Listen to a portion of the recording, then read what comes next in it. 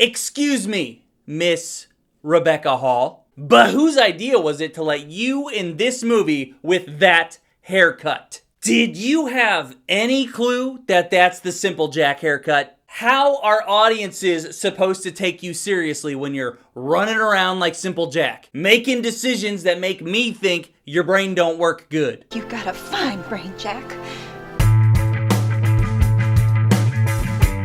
Okay.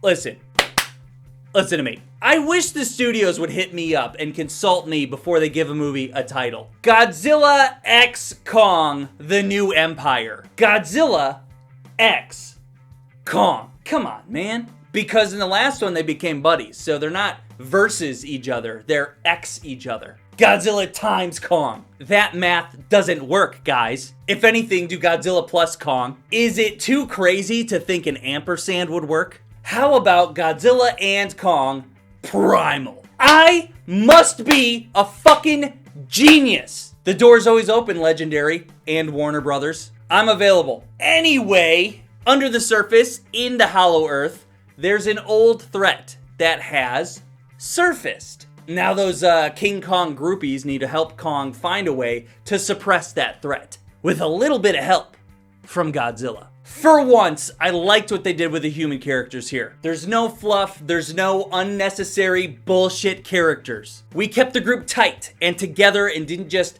spread them all over different parts of the world. Simple Jack and her daughter, they're back as the Kong Whisperers. This girl, the deaf daughter, she has a pretty large part in this. Very good job growing her character arc from the last movie. If you don't remember, she's from Skull Island. Her tribe got wiped out. She is important. King Kong likes chatting with her. Also from the last one, you've got conspiracy theory blog podcast guy. Again, I found him annoying, but he has good chemistry with the other people on screen. The curveball that I wasn't expecting was Dan Stevens. I didn't even know he was in this thing. He's like a vet for Titans and a scientist and an engineer. He's funny and definitely his own character that fits into the tone of the story. These movies got a specific vibe. He squeezed into that vibe very well. And they didn't overdo it with him. We got just the right amount. Oh, he conveniently had some kind of program building weapons for Titans. Let's just get Kong a goddamn Nintendo glove. I'm all about it. On the monster side of things, Kong is our main dude. No question about it. They don't feature a ton of Godzilla here. It's very Kong heavy.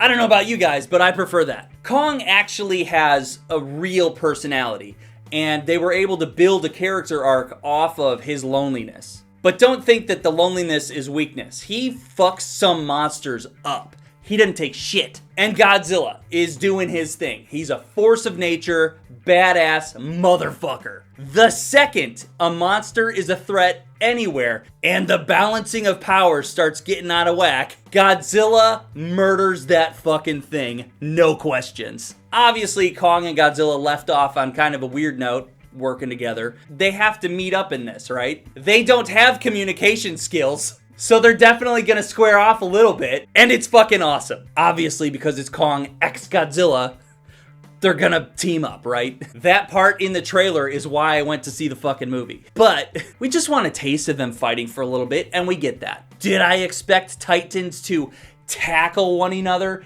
into and through a fucking Egyptian pyramid? No. Was it amazing? Fuck yeah. The big bad villain is another ape-type creature. Kind of more of a chimp. Definitely evil. Don't like this guy. He's menacing. Yeah, menacing is a good word to describe him. He's got a super weapon of his own of titanic proportions. Did you catch that? Titan-ic. Well, I actually liked it way more than I thought I would. The last two movies, I bitched and I bitched and I bitched about way too many pointless human characters. I don't want that. And apparently, they listened. Since they listened to me last time, hey guys, personally, I would prefer 0 human characters and just an hour and 15 minutes of monsters fighting.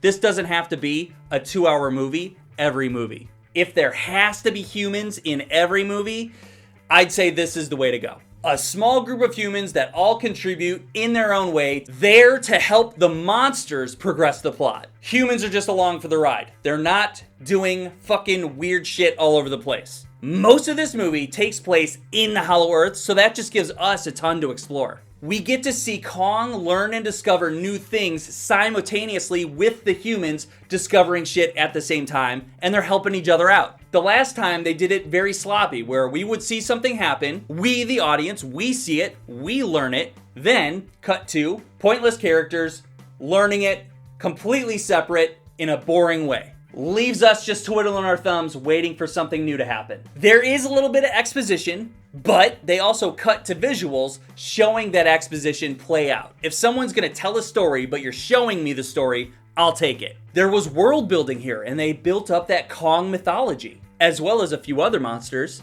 that maybe the OG fans that grew up with Godzilla might appreciate. Monster battles, we got a lot of them, and I loved every minute. Like I said, Kong, big, lonely, sad fella, right? Still doesn't take an inch of shit from anything. Just like a tiny spoiler as an example, it doesn't really matter, right? What are we talking about here? In the trailer, they showed you that little ape guy, the little guy. Obviously, Kong is like, holy shit, there's another ape. He's surprised to see this little guy. So he goes up to do like the finger touch thing, you know? Hey, I'm cool, you're cool, let's touch fingers just to let each other know that we're saying, hey, a gorilla handshake, if you will. So the little kid ape bites Kong. Again, Kong doesn't take shit from fucking anybody. Not even a minute later, he's using this child ape as a weapon to smack around other adult apes. Fuck yeah! The Kong kill count is way higher than this than I expected. Like I said, this is basically a Kong movie. It's like Kong Skull Island #2. And I think Kong Skull Island of this series was my favorite. Like, thinking back to Godzilla 2014, that introduced this Godzilla, but it was a totally different tone, right? Then you get Kong Skull Island, which is a lot more lighthearted and cool and monsters and people being silly and people getting killed, and it's awesome. And then we kind of rolled on with that tone and that vibe.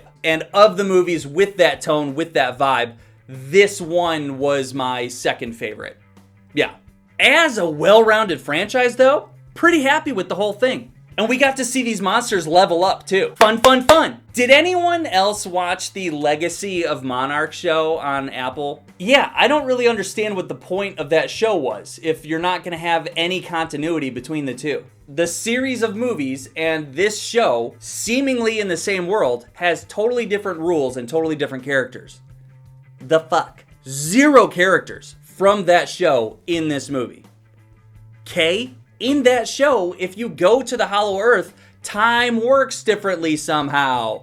So then when you come back to the surface, like years have passed. But that's not how it works in the movie. Okay? Pick a continuity, please, and make it be the movie continuity, because it's just better. After Godzilla -1 knocked my fucking socks off, I went into this with really low expectations. I think this is like the 5th movie in this Legendary Godzilla series. And somehow, this movie sparked new life into it. We got cool new creatures, and awesome monster fights, and new levels to explore. But don't worry, we still get to see some familiar cities get wrecked. Hey, Rio de Janeiro. See ya! If you are a lifelong Godzilla and or Kong fan like myself, I think you're gonna like this. I had an absolute blast, like, the whole time. So for sure, go check it out, okay? See ya. Subscribe! Yep, in case you haven't seen it, Godzilla goes hot pink in this. I think it looks sweet. And yep, Godzilla has been pink before. It's no big deal. I think it's fucking cool, and I love it, and if you don't like it, then piss off. Why not?